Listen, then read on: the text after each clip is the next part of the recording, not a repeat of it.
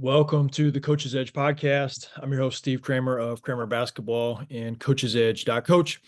Excited to get after it today. Tell you something that as we wrap up week 2 of our summer camp tour with Kramer Basketball and some of the things that I've been teaching and picked up lately, specifically focused on this past week of where we have been. So, where have we been running basketball camps this week?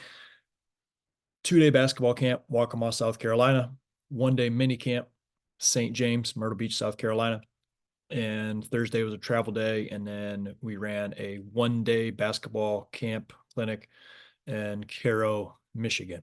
So, um, this week we've worked with around 100 kids, maybe a little bit less. I'd say around 100 players this week. And one thing that we're trying to teach more, and this is opposite of kind of how I was brought uh, as far as catching the ball, but I think the game continues to change and the style of play and what teams are trying to do. And, I think if you look back at catching the ball and making plays, it's always been done by good teams and high level players.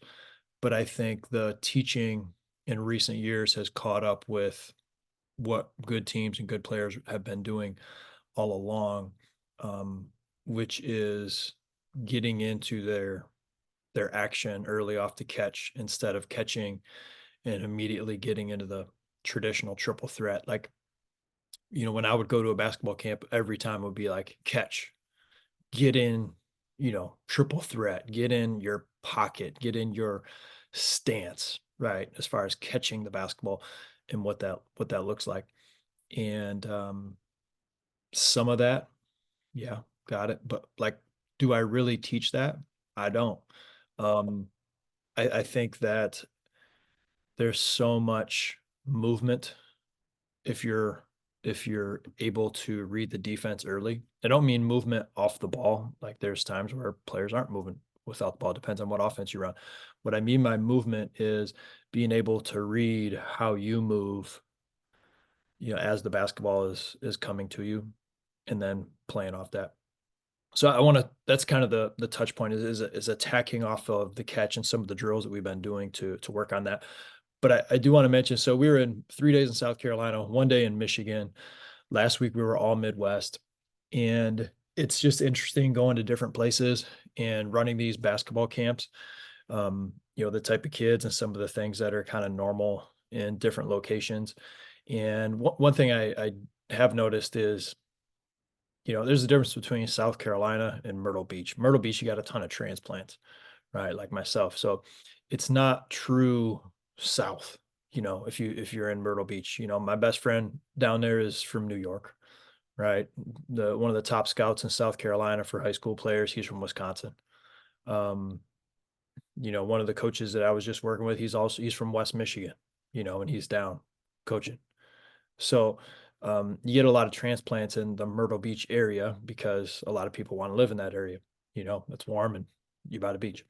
So if so, as I say this, I'm curious. Like if you're listening to the podcast and you're from the South, Southeast, um, other parts, I'm curious to know like what are some of the differences in young people and in athletes that you've noticed if you've had the chance to work with young people from truly different parts of the country because like if I'm in the Midwest, whether it's Northwest Ohio, whether it's a rural place in Michigan, whether it's Central Noble, north of Fort Wayne, there's similarities to just like a lot of the behaviors of the kids. No kid is exactly the same, no program is exactly the same, but there's a lot more similarities than comparing them to a group of players from down south. And it's not one is necessarily better than the other was just different. Like one thing I think is cool, we were doing our last camp in Myrtle Beach and I'm breaking things down. I was like, do you guys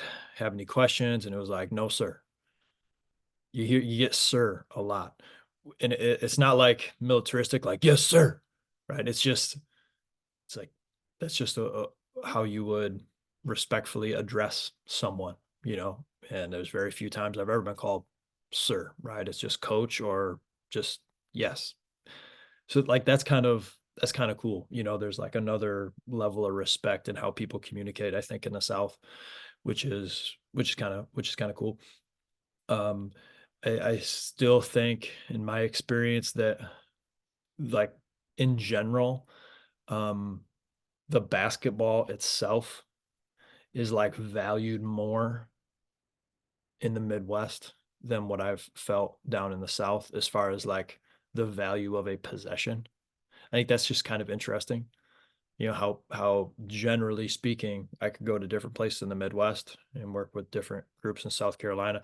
I feel like the ball is valued more in the Midwest, whereas like South Carolina, if a team or somebody turns it over, it's like, oh, we're just going to get right back. Like let's get a turnover ourselves, right? And it's like a positive and a negative, right? We got to value the ball, right? But there's also the mindset of moving on to the next play, just being like, all right, well, we lost this ball, but we're going to create a turnover on the next one, right? It's much more like a kind of aggressive kind of mentality. But the being able to move on to the next play with a lot of teams that I've seen down south is really good. Right, next play, next play, next play. Like we made a mistake, boom, we're already on to the next one. And I feel like maybe because of the value of the possession with a lot of Midwest programs, they know how valuable that possession is. The downside is of it is I've seen, teams way on that turnover, way on that mistake that they made longer because it means so much, and we've taught that possession to mean so much. Whereas in the South, I know I'm repeating myself. I just want to hammer this little nugget home, where it's like if you don't value the ball, it's not a big deal when you lose it. So I'm not as likely to worry about that, and I'm just going to concentrate on the next play. Well, concentrating on the next play and being in the moment and trying to get that turnover, that's a positive. But you also need to have the value of the possession you're in and make sure you take care of the ball. So again, it's just different, right? It's just different, and there's great players and there's great teams from everywhere. Overall, one thing I've noticed was shooting. Like if you took 100 players in the South and 100 players in the Midwest, generally shooting is going to be better in the Midwest. Why? Not quite sure. Um, I do go back to climate and the weather, and the weather's really cold for a large part of the year in the Midwest. Basketball is, for the most part, an indoor sport. So you can spend a lot of time in the gym shooting. Whereas, it could be February, but it's 70 degrees outside and sunny.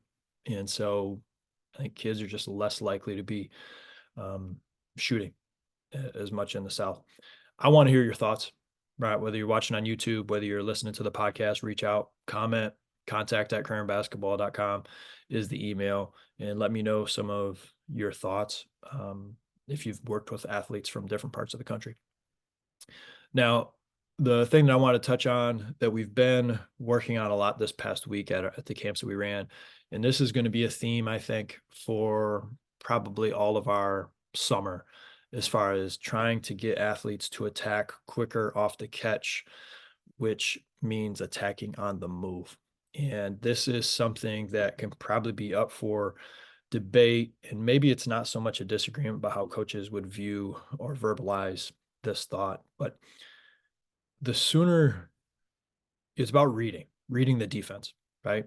And so the earlier I can read the defense, the more time I have to make my decision on shooting, passing, and driving.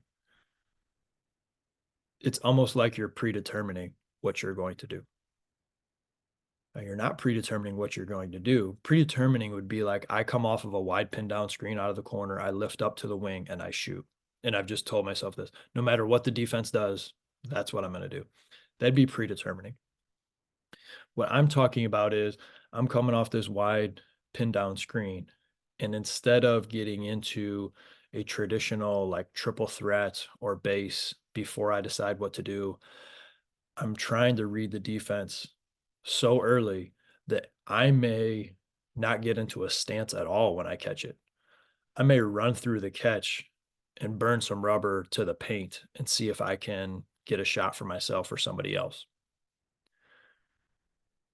not catching at the 3-point line, not reading there, not shot faking there, not getting into a triple threat or a jab step there, and then try to go like I've already made my decision based on something that happened a tenth of a second ago, 5/10 of a second ago, a second ago. And so I'm getting into that decision quicker.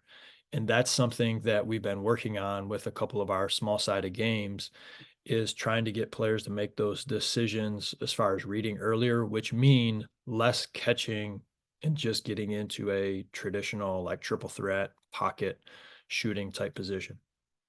If the ball is coming from inside out and I see a defensive player is closing out hard, just running through the catch and driving immediately to the basket. No, not catching in a shooting stance, not catching into stepping into my shot, getting into more of a split or actually taking a step towards the ball and actually starting my run or my drive before I've even caught it, getting that ball down, and we're out and we're gone. Same thing coming off of a wide pin down screen as an example. If I'm coming off the screen and my defenders got hung up, maybe they're lock and trail on the behind me and not catching and slowing down. Maybe it's even speeding up on that catch so I can turn the corner and get down into the paint. Not catching in a shooting position, not stepping into my shot, possibly even accelerating through the catch of the ball. Make sure we're getting it down early so we're not traveling and getting to the paint. Making the decision earlier. And this actually goes into some training style and like some philosophy. Some of my philosophy with basketball is like if I'm by myself, I can get a lot better. So if I'm trying to visualize in the driveway where defense is going to be and then making a play out of it, right? And not just doing a rep, but imagining where the defense is going to be and this is why I would perform this shot or this move or this finish. I'm making those decisions in my mind. Now when I go into the game, right, it's not 1-on-0 driveway block bland work. I've imagined these situations, right? Now there's people on the court, but I've already imagined the situations that I'm in. So when I get into, running through the ball and turning the corner from the wing, driving to the elbow, right? I've gone through these repetitions in my head. I've practiced that already in my head. Now there's just people out on the court, right? Instead of my imagination. But the rep doesn't change. And because I've worked on visualizing what I'm doing throughout the course of a practice, now, by myself, I should say, now when I have defensive players out there, there's not as much change as you would think. And so think there's a ton of value of doing work on your own or with one or two other people. And like you can predetermine a lot ahead of time if you have the skills to pull it off in a game. Jab right, go left, pull up jump shot. I'm visualizing what the defense might do. Maybe the defense freezes. I can go left in my pull up. Maybe the defense shifts. They go one way, I go the other. I'm into my pull up. I don't need you to do something specific off of my jab. I've visualized and worked on against live defensive players many situations that are going to allow me to be able to go left after a jab right into a pull up jump shot. And you work on it, you learn how can we make this a little bit better, and then you continue to play out of it. So as you work on your game with your players this summer, that's something that I would really think about is making earlier decisions on the catch, on whether it's worth it for you to even get into a shooting position or immediately get into a drive, or for that matter, even a quick pass. If you run some small sided games, more multiplayer drills, or immediate pass before you even get into that traditional catch, stance, rip, jab, pocket type of position. So we got a couple drills for that. We have the recover and go drill. We've been doing a lot more off of one-on-one variations and then adding two-on-two out of it, where the defensive player is coming in late to simulate getting hit on a screen. Player is playing off the catch or off the dribble. Off the catch, we just kind of throw it to them from up top, and then they make that read and play. And so that's a very important one where we've seen some good results in kids learning and making mistakes and succeeding off of, so much as when you immediately catch it, making that right decision. And so that's a great one. And then the basic closeout shooting series. This is on the video progression. There's like 7 or 8 different progressions we have on Coach's Edge Coach in the membership where we're working on the closeout, different locations on the court. You can add some movement. And okay, you got a 2-on-1, you have a 1-on-1, you have a catch and shoot, you have a pass and shoot, you have a dribble or shoot, but no pass, like all these different little variations that we've added to it, and being able to uh, break down to players and have them rep out the situations where, hey, you probably just should have ran through the catch or run through the ball, as I like to say, into a layup instead of catching and loading and now the defense squared up. Or, hey, that would have been one. The defense was playing you to drive, right? And you ran through the ball, and now you went into where the defender was. Were you able to read them a little bit earlier?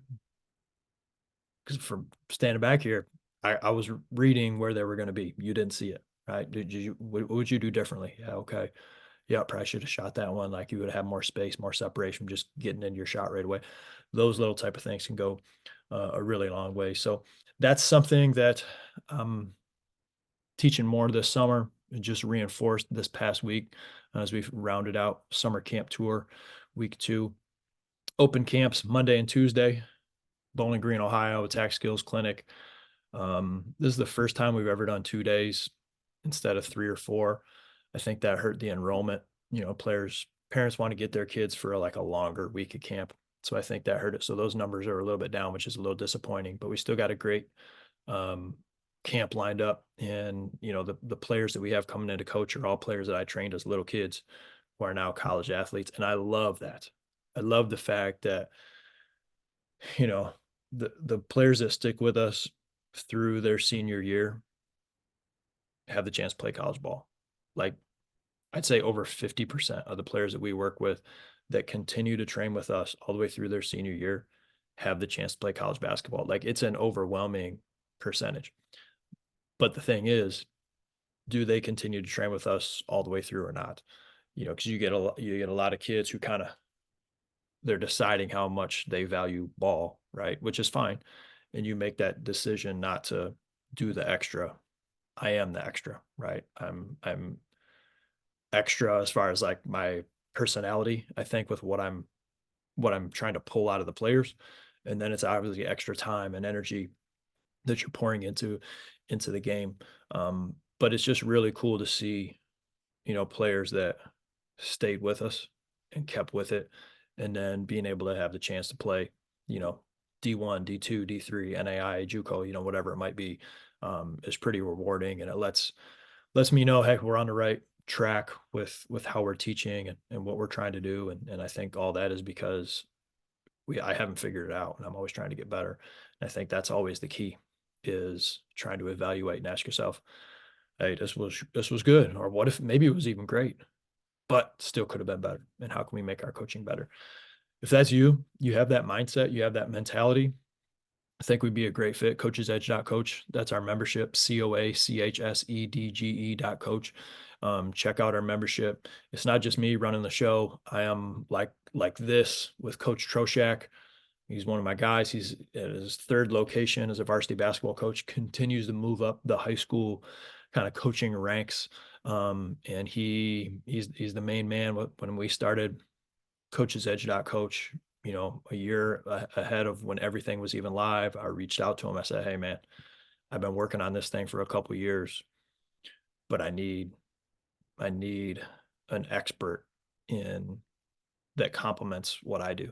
Right. And I was like, I'm player development. I'm big into shooting. I'm big into thinking about learning. Like, what's the learning process of people? How are they able to take information, drill types, practice structures? I feel like these are some of the strengths of mine. I spend a lot of time just thinking about that. If I'm driving in the car somewhere, like I'm thinking about that stuff. And Coach Tro, although he's good at that stuff, as a varsity basketball coach for over a decade, I mean, he's got so many reps in the program development, more of the strategy execution from a gameplay standpoint, that we're able to really combine our strengths into what is Coach's Edge.coach. And then we've pulled resources from other great coaches, college coaches, Anthony Burton, Drew Lehman, put them into Coach's Edge.coach, combined with some of the great stuff that we've had from our members, supporting Coach's Edge. And it's a ever growing library of knowledge that I think can make your life a lot easier and kind of fast track, I think, some of your hunger to continue to improve as a coach because of those things. So if that interests you, coachesedge.coach, reach out, contact at currentbasketball.com if you have any questions. And don't forget my first question of all, have you noticed the difference? If you've been in different parts of the country working with players, what are some of the differences that you've noticed by location? I'm not just talking my experience. What if you've been on the West Coast? I want to know, right? What if you've been in like the upper East Coast? What have you been in like New York, New Jersey? What are some of the things? What if you've been down in a South like Texas, right? I'm curious to see what some of these differences are that you found. And I think that'll make us all better. Reach out to me. Let me know. Thanks for listening to the Coach's Edge podcast. Get after today.